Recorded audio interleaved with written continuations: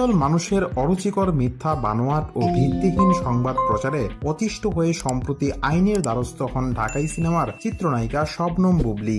একটি সাধারণ ডায়েরিও করেন। এবার সেই অভিযোগের প্রেক্ষিতে ডিএমবির সিটিটিসির সাইবার ক্রাইম ইনভেস্টিগেশন ইউনিট চলচ্চিত্র অভিনেতা সুরুজ বাঙালি ও কন্টেন্ট ক্রিয়েটর মৌ সুলতানাকে ডেকে সতর্ক করেছে। বিষয়টি গণমাধ্যমকে নিশ্চিত করেছে সাইবার ক্রাইম ইউনিটের এসপি নাজমুল ইসলাম। তিনি বলেন, যেহেতু বিষয়টি আমলযোগ্য অপরাধ না, সেহেতু তাদেরকে ডেকে সতর্ক করা হয়েছে।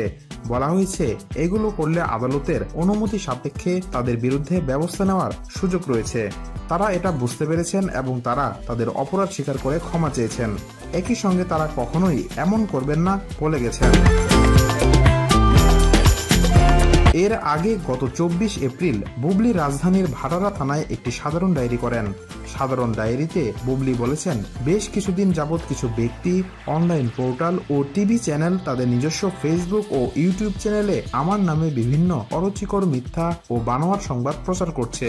এমন অবস্থায় বিষয়টি আমি সাধারণ ডায়েরিভুক্ত করে রাখা একান্ত প্রয়োজন বলে মনে করেছি।